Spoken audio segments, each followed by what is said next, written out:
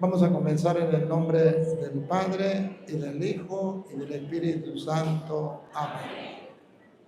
Les invito a orar, sabiendo que nos vamos a dirigir a Dios, el soberano de todas las cosas, el que está por encima de todo, Rey de reyes y Señor de señores. Señor, eres invisible, pero estás en todas partes al mismo tiempo. Te adoramos como único Dios. Para nosotros no hay otro Dios fuera de ti. Nos sentimos orgullosos de ser tus hijos y venimos precisamente para escuchar tu palabra y así poder guiarnos por tus senderos. Que tu Espíritu Santo prepare la mente y el corazón de cada uno de nosotros para que la semilla del reino que va a ser sembrada crezca y germine para la cosecha de la vida eterna. Divino Espíritu de Dios, obra en nosotros como solo tú sabes hacerlo. Digan conmigo, Santo y Divino Espíritu. Destruye en mí toda pereza espiritual, toda indiferencia, toda duda, todo miedo. Lléname plenamente de tu luz, de tu sabiduría, de tu paz, de tu gozo, de tu amor, de tu alegría. A ti, Divino Espíritu, que eres Dios y siempre nos acompaña. A ti sea la gloria, el honor, el poder, la adoración por los siglos de los siglos. Amén. Comenzamos esta enseñanza en el nombre del Padre y del Hijo y del Espíritu Santo. Amén. Sean todos bienvenidos. Los que van a leer, pasen para acá, los que van a leer.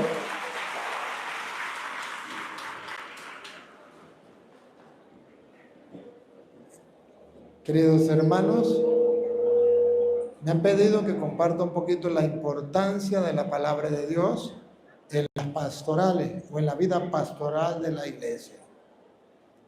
Y eso voy a tratar de hacer. Quiero comenzar con el Evangelio de San Marcos, capítulo 3, versículo 13. En el Evangelio de San Marcos, capítulo 3, versículo 13, ustedes podrán ver cuál es la intención de Dios cuando me llamó, cuando te llamó, cuando nos llama a estar en la iglesia y a trabajar dentro de la iglesia. La intención de Dios, porque vamos a ver la importancia de las Sagradas Escrituras en la vida pastoral de la iglesia. Escuchemos, San Marcos 3:13. Los 12 apóstoles de Jesús. Jesús subió al monte y llamó a los que él quiso. ¿Escucharon? Jesús llama al que él quiere. Oye, y ahí te llamó a ti y me llamó a mí. Por eso estábamos aquí, por eso estamos en la iglesia. ¿Estamos de acuerdo, sí o sí? Ahora pongan la lupa. Pongan la lupa. ¿Para qué nos llama? Escuchen. Y se reunieron con él. Así instituyó a los 12, a los que llamó también apóstoles. ¿Para qué? Atención. Háganle zoom. ¿Para qué? Para que estuvieran con él. ¿Para qué nos llamó Cristo?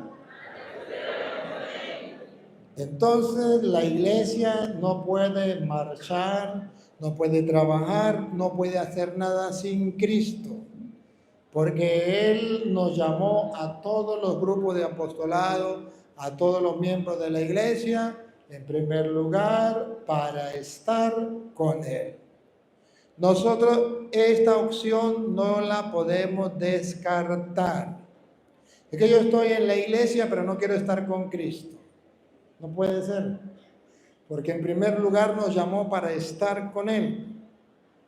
Y ustedes y yo tenemos dentro de la iglesia varias maneras de estar con Cristo. La primera manera es a través de la oración. No podemos renunciar en la vida pastoral de la iglesia a la oración. Sin estar con Cristo, sin oración no podemos hacer nada. Hay otra manera para estar con Él, la Eucaristía, donde recibimos al mismo Jesucristo. Él dijo, tomen, coman, esto es mi cuerpo. Él dijo, yo soy el pan vivo bajado del cielo, el que coma de este pan vivirá para siempre. Entonces, Él llamó al que Él quiso, nos llamó a cada uno de nosotros para estar con Él. Necesitamos estar con Él. De modo que cualquier grupo de apostolado que no quiera estar con Cristo, apague y vamos. Nos convertimos en un club. Nos convertimos en cualquier cosa, pero menos en un grupo de apostolado o en una pastoral de la iglesia. Pero no solamente nos llamó para estar con Él, con la lupa más grande. Y aquí viene la importancia de la palabra de Dios en la pastoral. Vean, la segunda. Y para enviarlos a predicar. Para estar con Él, otra vez. Y para enviarlos a predicar. No sé si ustedes captan cuál es el trabajo de la pastoral de la iglesia. Toda pastoral en la iglesia debe tener como centro ir a evangelizar. Pero para poder evangelizar, primero tengo que llenarme de Él, estar con Él, conocerlo a Él, amarlo a Él, experimentarlo, diría el Papa Francisco, teniendo un encuentro personal con Cristo. Lo llamó para estar con Él y para enviarnos a predicar. ¿Y qué es lo que tenemos que predicar? Marcos 16:15. ¿Qué tenemos que predicar? San Marcos 16:15 nos dice lo que tenemos que predicar. Y ahí entonces está la importancia de las Sagradas Escrituras. Oigan. Y les dijo, id por todo el mundo y predicad el Evangelio. ¿Qué tenemos que predicar? El Evangelio. No podemos predicar otra cosa. No podemos ir a visitar casas sin predicar el Evangelio, porque sería solamente una visita social. Y nosotros no somos visitadores sociales.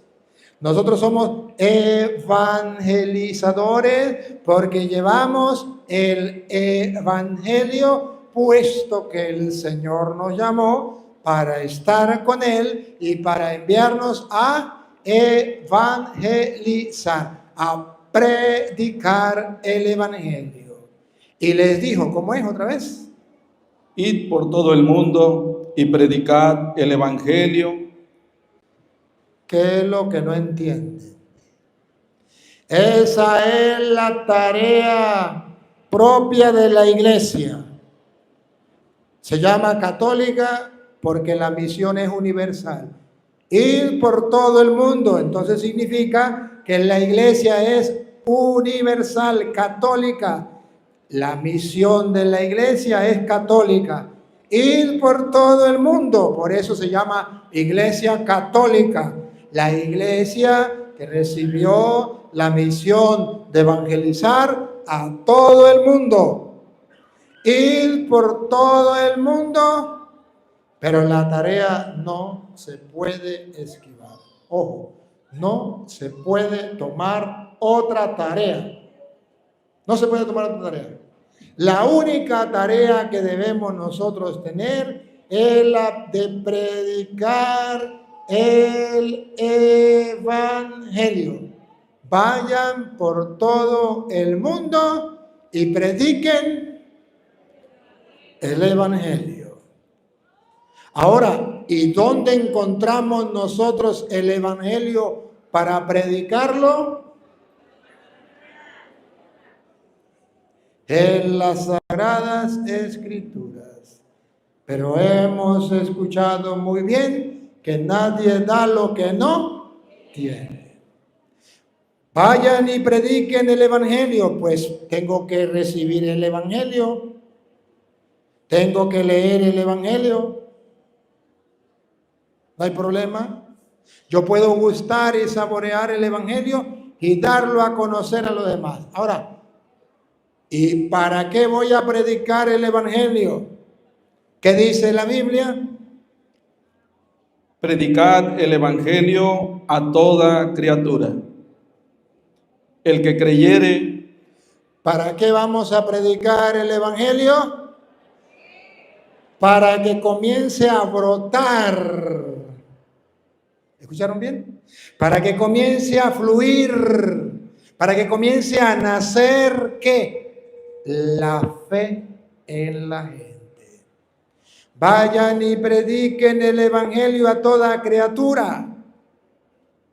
El que crea, entonces observen ustedes que es necesario predicar el Evangelio para que la gente crea.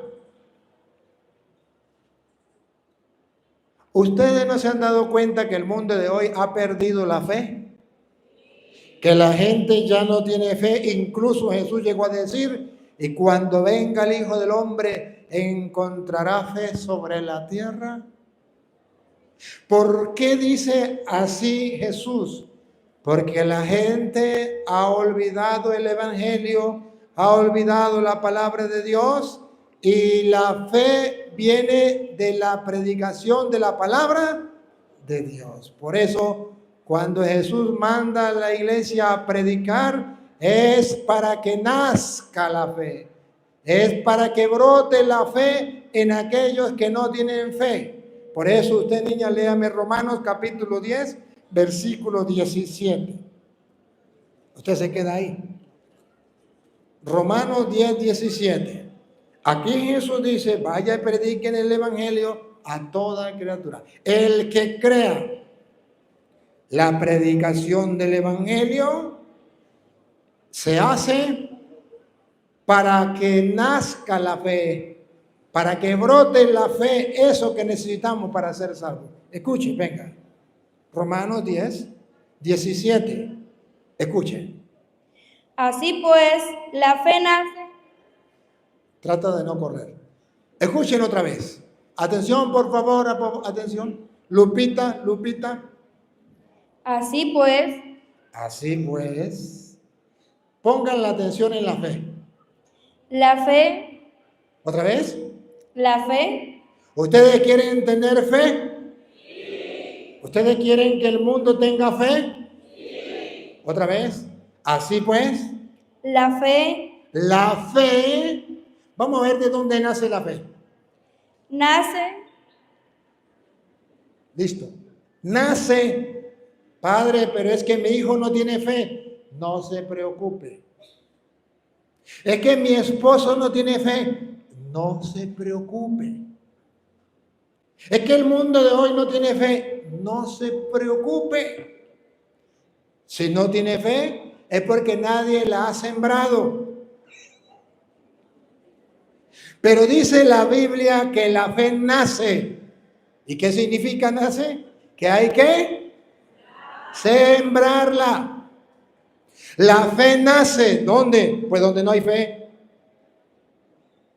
¿Para qué siembra usted una mata, un árbol, una planta? Para que nazca. ¿Dónde? Donde no había.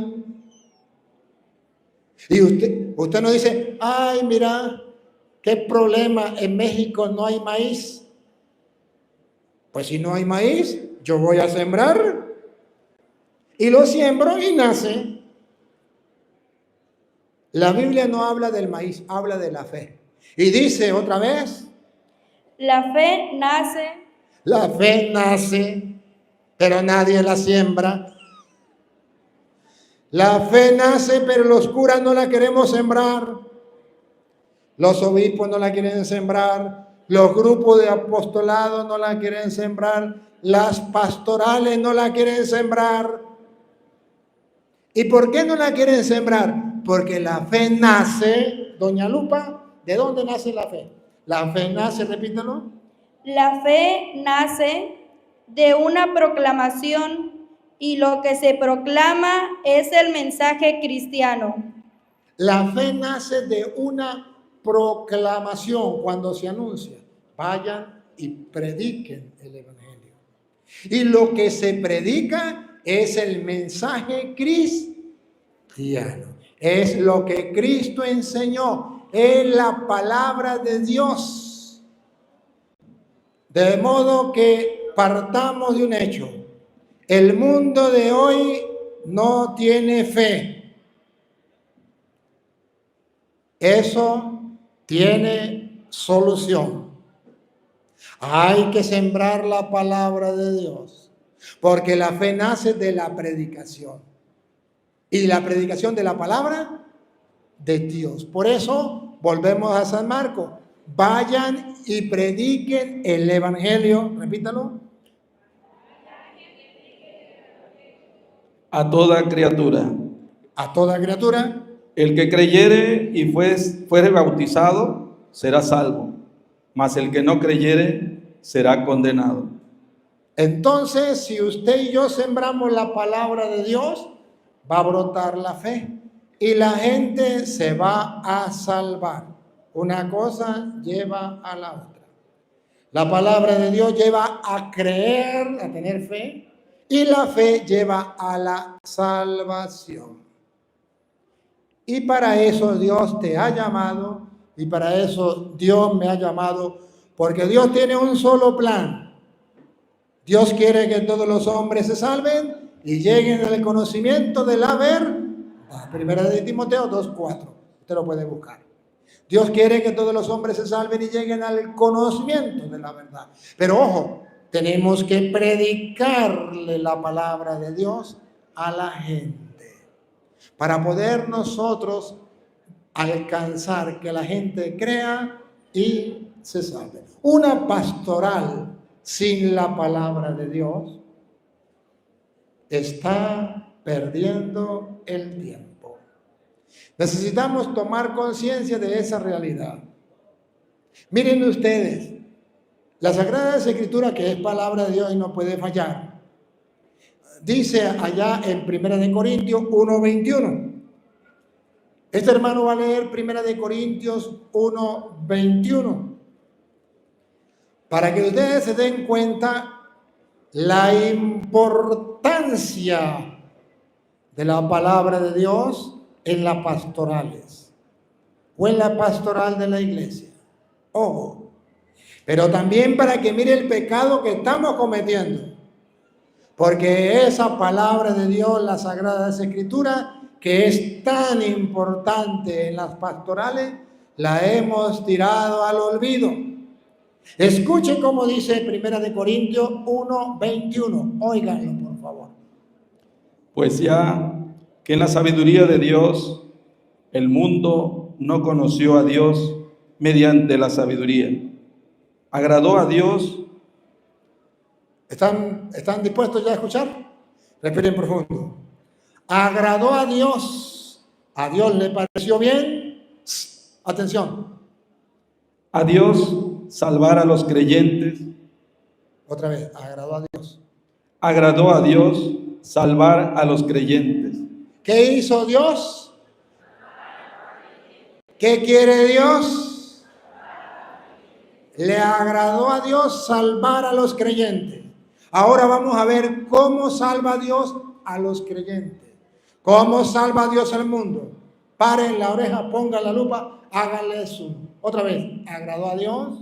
Agradó a Dios salvar a los creyentes. Vamos a ver cómo.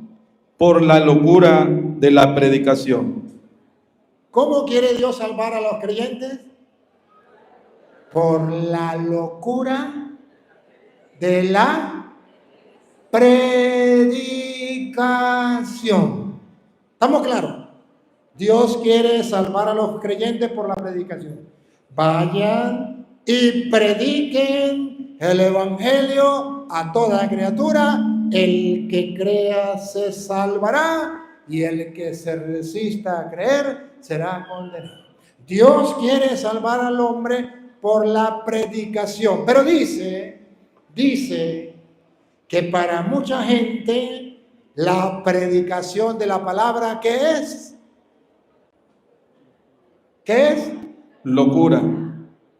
Que para muchos católicos andar con la Biblia predicando, eso es una Locura. que para muchos obispos y muchos curas ir a predicar el evangelio es una Locura.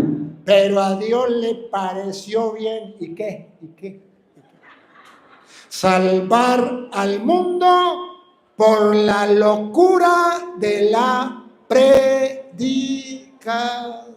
Pregunto, ¿el diablo sabe eso? ¿El diablo va a permitir que usted vaya a predicar? Dijo Cantinflas, ahí está el detalle. Porque los miembros de las pastorales no salen a predicar porque el diablo no se lo permite. Porque si ustedes no están claros cuál es la misión de Dios, salvar al mundo por la locura de la predicación, el diablo sí que lo está. Y el diablo dice, yo no puedo permitir que, imagínense ustedes, que todo este grupo que está, pásenme la cámara ahí, estamos en vivo, ¿verdad? Pásenme la cámara. El diablo no puede permitir que todo este ejército que está aquí, en México, ¿cómo es que se llama? ¿Aquí dónde estamos? Coatzacoalcos, Veracruz. En Veracruz, porque el otro nombre, voy a ver cuántos años duro para aprendérmelo. El diablo dice, ese ejército de gente, si yo permito que esa gente vaya a predicar, si Jesús con 12 hombres que salieron a predicar en el mundo, logró que se convirtiera el mundo, ¿qué hará con todo este ejército? Entonces es cuando el diablo siembra la pereza espiritual. ¿Y cuál es la pereza espiritual? Ir a predicar, eso es muy aburrido. Y sería bueno ir a predicar, pero sin leer la Biblia. Pero leer la Biblia más aburrido es. Nadie da lo que no tiene. La mayoría de ustedes que sale a predicar, que los hay, sale a predicar sin la palabra de Dios. Entonces yo pregunto, ¿qué es lo que va a hacer? Porque Dios quiso salvar al hombre con la locura de la predicación.